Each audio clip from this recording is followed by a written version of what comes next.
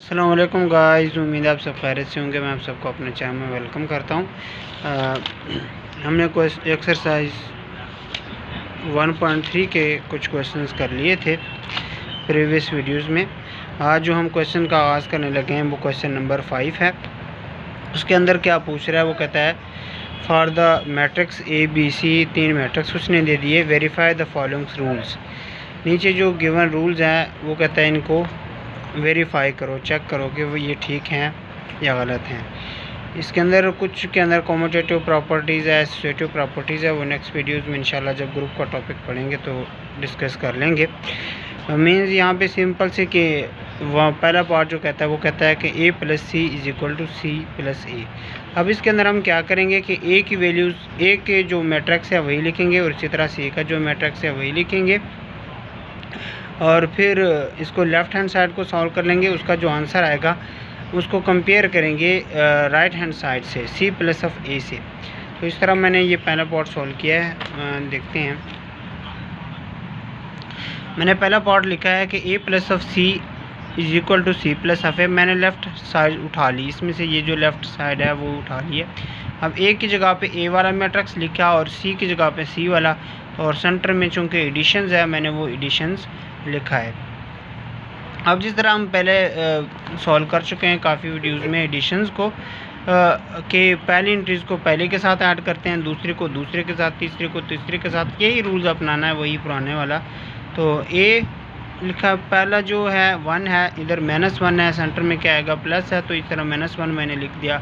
दूसरी एंट्रीज़ को दूसरी के साथ मैंने ऐड कर दिया, तीसरी एंट्रीज़ को तीसरी के साथ ऐड किया, चौथी एंट्रीज़ को चौथी के साथ, पाँचवीं को पाँचवीं के साथ, इसी तरह छठी एंट्री को छठी के साथ। इस तरह ये सारे ऐड होते रहे हैं। जैसा कि मैंने कहा 2 + 0 लिखा, फिर 3 - 2 लिखा, हाँ ये लिखा हुआ है। इस तरह 1 + 3 है तो मैंने 1 + 3 लिखा। अब इनको मैंने सोल्व किया है सिंपल सा। 1 - 1 क्या आएगा, 0 आएगा, वो लिख लिया। 2 + 0 2 आएगा, मैंने 2 लिख लिया। 3 + 0 3 आएगा, मैंने लिख लिया। इस तरह 2 + 0 क्या आएगा, 2 आएगा। 3 - 2 क्या आएगा, 1 आएगा, वो लिख लिया। 1 + 3 लिखा तो ये 4 होता है, वो 4 लिख लिया। इसी तरह ये लेफ़्ट हैंड साइड की मैंने सोल्यूशन निकाली है। 1 + 1 2 होता है, -1 + 1 0 होता है, वो लिख लिया। 0 + 2 2 होता है, वो लिख लिया। अब मैं राइट हैंड साइड उठाता हूँ c प्लस a वाला पार्ट को। c प्लस a, अब c वाली वैल्यूज़ को पहले लिखी हैं, a वाली वैल्यूज़ को बाद में लिखी हैं। c वाली वैल्यूज़ चूँकि थी -1 0 0 0 -2 3 1 1 2, और a वाली वैल्यू थी 1 2 3 2 3 1 1 -1 0। अब इसी तरह ऐड करेंगे फिर करस्पॉन्डिंग एंट्रीज़। करस्पॉन्डिंग एंट्रीज़ का मतलब भी यही होता है कि जिस तरह पहली एंट्रीज़ है वो पहले के साथ ऐड करो, दूसरी को दूसरे के साथ। इसका नाम मैथमेटिशियन के थ्रू से करस्पॉन्डिंग एंट्री का नाम देते हैं। -1 + 1 करेंगे तो ये लिखा। इस तरह 0 + 2 करेंगे, वो लिखा। 0 + 3 करेंगे, वो लिखा। 0 + 2 करें, लिखा ये है। -2 + 3 है, वो ये लिखा। इस तरह मैंने सारी एंट्रीज़ को इस तरह लिख के फिर यहाँ ये मैट्रिक्स बनाया। फिर इनको हमने सॉल्व किया। -1 + 1 क्या आएगा, 0 0 + 2 क्या आएगा, 2 आया। 0 + 3 क्या है, 3 आया। 0 + 2 क्या है, 2 आया। -2 + 3 है, 1 आया। 3 + 1 4 आया। 1 + 1 2 आया। 1 - 1 0 आया। 2 + 0 0 आया, 2 आया। तो ये एक मैट्रिक्स बना। अब हमने लेफ़्ट हैंड साइड सॉल्व की तो ये आंसर आया, और राइट हैंड साइड को सॉल्व किया तो ये आंसर आया। तो दोनों आंसर चूँकि सेम है, जैसे कि 0 2 3 है, पहली रो यहाँ पे 0 2 3 है, 2 1 4 है, यहाँ पे भी 2 1 4 है, इधर भी 2 0 2 है, 2 0 2 है। तो लेफ़्ट हैंड साइड को सॉल्व करने का जो आंसर आया और जो राइट हैंड साइड का आंसर आया वो दोनों सेम है, तो इसलिए हमने लिख दिया कि left hand side is equal to right hand side. इसके बाद हमने बाकी जो पार्ट हैं वो इसी तरह a + b है। a की जगह पे आप a की वैल्यू लिखोगे और b की जगह पे b की वैल्यू लिखोगे, फिर उनको ऐड करोगे, उसको आप लोग लेफ़्ट हैंड साइड का नाम देंगे। फिर b + a करोगे, उसी तरह आप b की वैल्यू पहले लिख दोगे, a की वैल्यू बाद में लिखोगे, फिर उनको ऐड करोगे, सोल्यूशन निकालोगे, फिर इन दोनों की वैल्यूज़ क्या हो जाएगी, सेम हो जाएंगी। इसी तरह b + c की वैल्यूज़ हैं वो भी वैसी हैं। b की वाली मैट्रिक्स लिख लेना है ये सारा, फिर c वाले की जगह पे c वाला मैट्रिक्स लिखना है, फिर इन दोनों को ऐड कर देना है। और उसका जो आंसर आया उसको लेफ़्ट हैंड साइड वाला कह देना है। फिर सी प्लस बी का जो उठाया उनको सी की जगह पे सी की वैल्यू और बी की जगह पे बी की वैल्यूज़ पुट करने के बाद जो आंसर आया इन दोनों का आंसर सेम होगा। जब आंसर सेम होगा तो हम कह देंगे कि left hand side is equal to right hand side.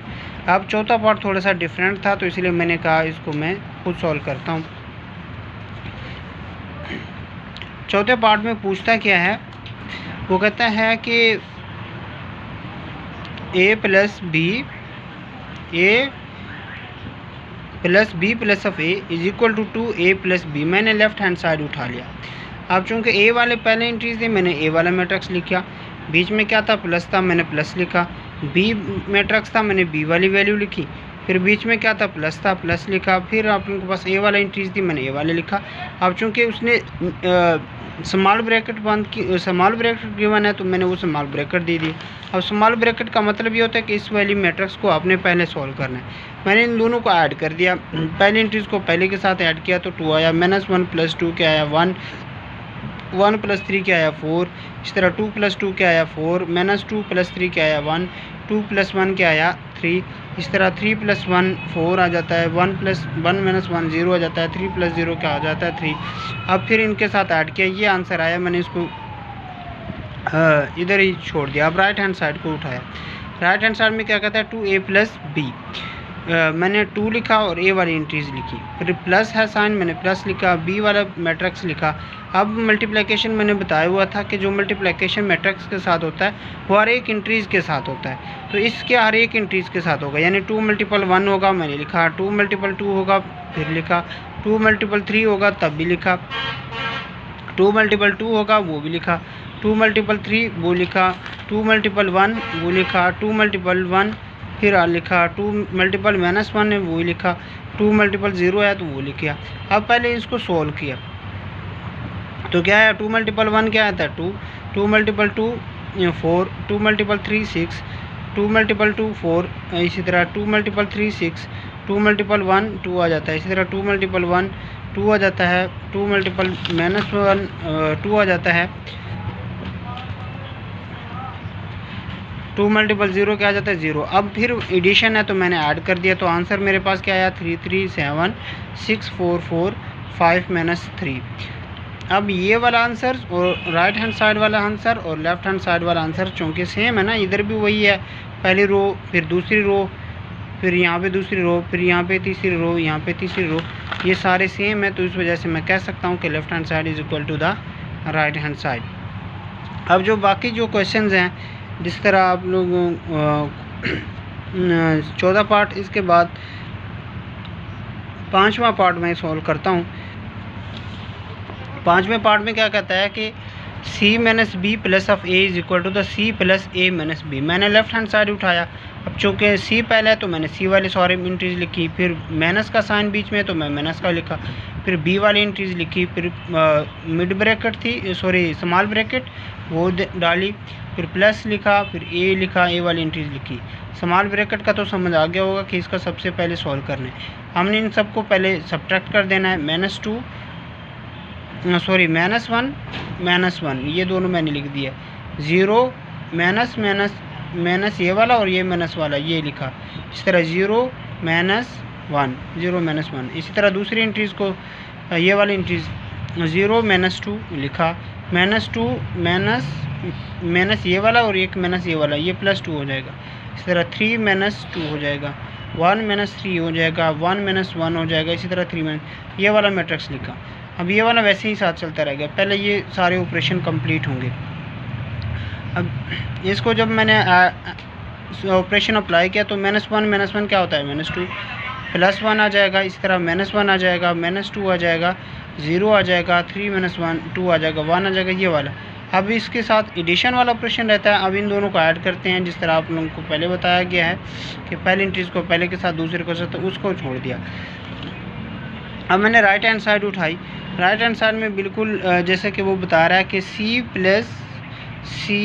Plus a minus b, मैंने भी वही लिखा कि c वाली एंट्रीज पे लिखी, फिर प्लस का साइन लिखा, फिर स्मॉल ब्रैकेट थी वहाँ पे लिखा, वो ये मैट्रिक्स लिखा, फिर इन दोनों को पहले सब्ट्रैक्ट कर दिया, ये गिवन है चूँकि सब्ट्रैक्शंस। वो लिखी, फिर इन दोनों को ऐड करना है वो लिखा। अब जो ये वाला आंसर है राइट हैंड साइड वाला आंसर जो भी है, पहले रो है -132 और जो लेफ़्ट हैंड साइड वाला है वो भी -132 है। यहाँ पे दूसरी रो है 122 और यहाँ पे दूसरी रो है 122, यहाँ पे तीसरी रो है -1 -1 -1, यहाँ पे भी -1। तो इसका मतलब क्या हुआ कि left hand side is equal to the right hand side. अब जो बाकी क्वेश्चंस हैं वो भी बिल्कुल इसी तरह सिमिलर हैं, कोई मुश्किल नहीं है, इसलिए मैंने कहा बाकी खुद कर लेना। a प्लस बी को यहाँ पे ऑपरेशन है, पहले ए बी को ऐड कर देना फिर सी के साथ ऐड करना है। यहाँ पे पहले बी सी को ऐड कर देना फिर ए के साथ ऐड कर लेना। हम यहाँ पे क्या होता है बी माइनस सी को पहले सब्ट्रैक्ट करना फिर ए के साथ ऐड कर देना। यहाँ पे ए माइनस सी है, पहले इन दोनों को सब्ट्रैक्ट करना फिर ऐड करना। अब यहाँ पे आप लोग के पास क्या होता है, पहले ए के साथ 2 को मल्टीप्लाई करो, यहाँ पे बी के साथ 2 को मल्टीप्लाई करो फिर उनको ऐड करो। यहाँ पे क्या करना है, पहले ऐड करना है फिर 2 के साथ सबको मल्टीप्लाई करना है, तो आंसर आपका आ जाएगा।